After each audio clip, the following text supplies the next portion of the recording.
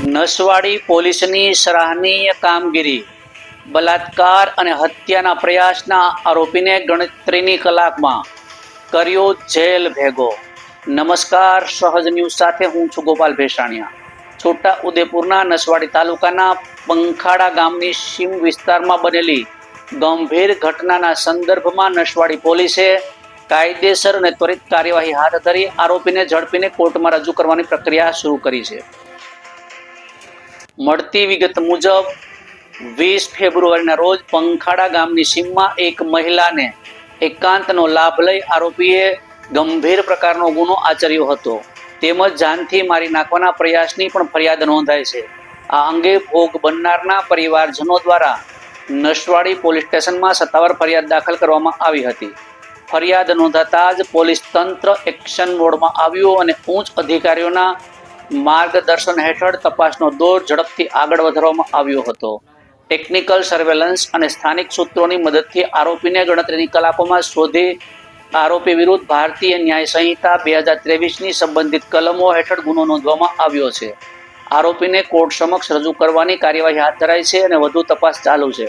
Police તંત્ર દ્વારા જણાવવામાં આવ્યું છે કે મહિલાઓ સામેના ગુનાઓ બાબતે શૂન્ય સહનશીલતા અપનાવવામાં આવશે।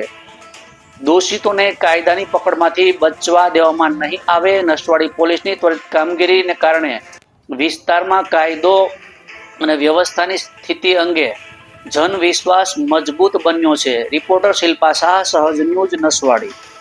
પોલીસ સ્ટેશન વિસ્તારના તણખલા આઉટપુટ વિસ્તારમાં 20 ફેબ્રુઆરીના રોજ એક મહિલા જંગલ વિસ્તારમાં બેભાન હાલતમાં પડેલ છે એવા સમાચાર મળતા તાત્કાલિક આઉટપોસ્ટ ઇન્ચાર્જ પીએસઆઈ ડામોર સાહેબ ત્યાં પહોંચી ગયેલ અને જે પીડિત મહિલા છે તેઓને 108 બોલાવીને તાત્કાલિક સારવાર માટે નસવાડી ખાતે લાવેલ અને ત્યાંથી રાજપીપળા ખાતે રિફર કરેલ અને હાલ એસએસજી હોસ્પિટલ વડોદરા ખાતે સારવાર હેઠળ છે।